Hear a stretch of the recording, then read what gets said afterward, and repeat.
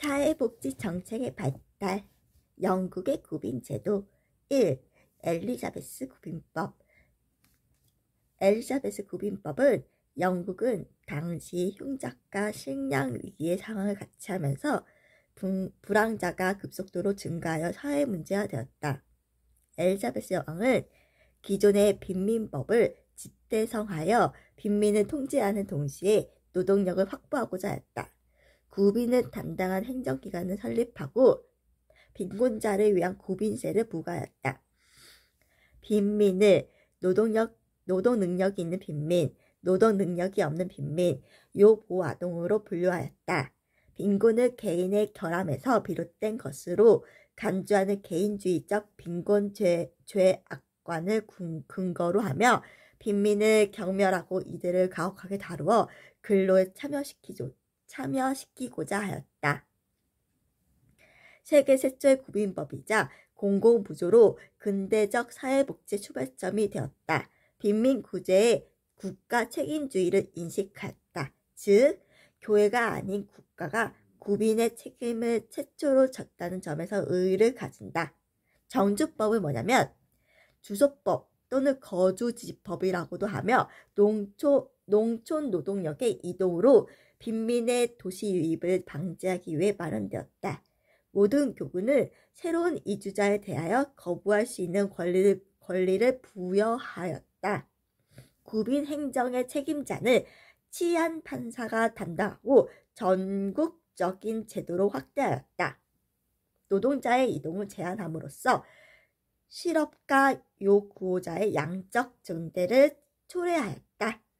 낮은 임금으로 노동력을 얻고자 한 자본가의 이익을 대변한 법으로서 빈민의 이전의 자유 및 주거 선택의 자유를 침해하였다.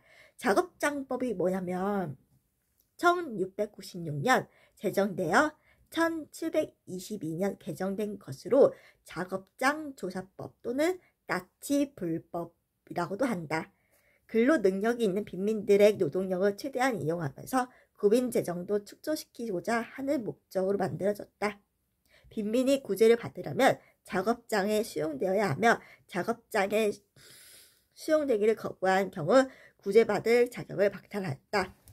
또 상습적인 거린이나 난폭한 불황아를 연합구의 공동작업장에서 종사하게 하였다. 그리고 정부로부터의 위탁계약에 의한 운영으로 변화되면서 생산물의 조악함, 비효율적인 운영, 빈민의 혹사, 노동력 착취 등의 문제가 불거졌다. 그리고 오늘날 직업보도 프로그램의 효시가 되었다는 점에 의의를 가진다.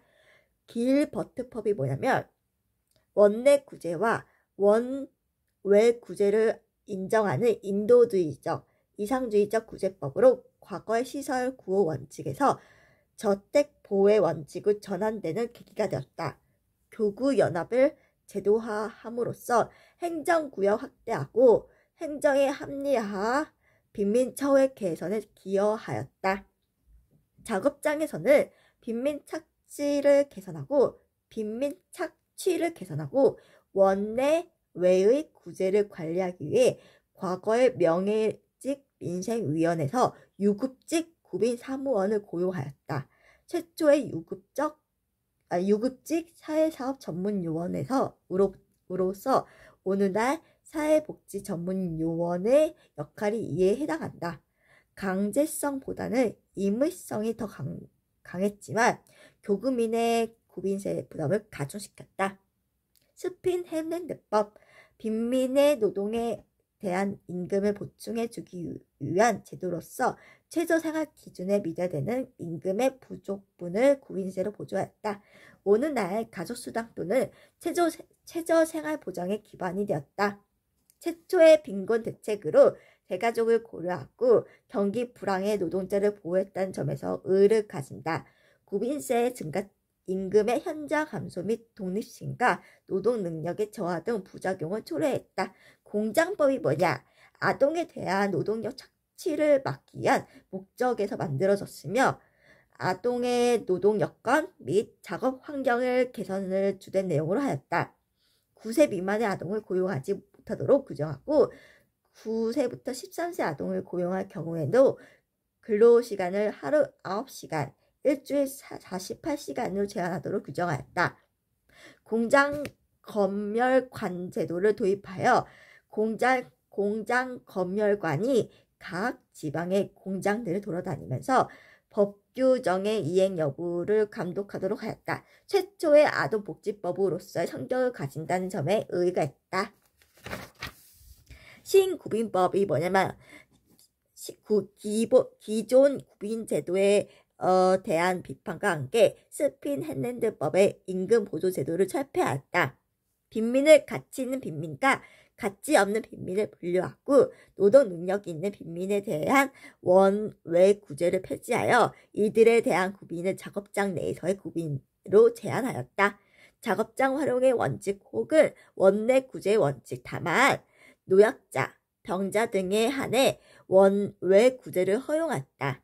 피구제 빈민의 생활상이 자활의 최하급 노동자의 생활 조건보다 높지 않은 수준에 가서 보호되도록 하였다. 이거는 열등처우의 원칙 혹은 최하위 자격의 원칙이라고 말할 수가 있어. 그리고 빈민의 유형이나 거주지에 관계없이 균일한 행정 서비스를 받을 수 있도록 구빈 행정의 전국적 통일을 기하였다. 이거는 전국 균일처우의 원칙 혹은 전국적 통일의 원칙이라고 말할 수가 있어. 이제 마지막으로 20세기 사회보장제도가 성립될 때까지 영국 공공부조의 기본 원리가 되었다. 끝!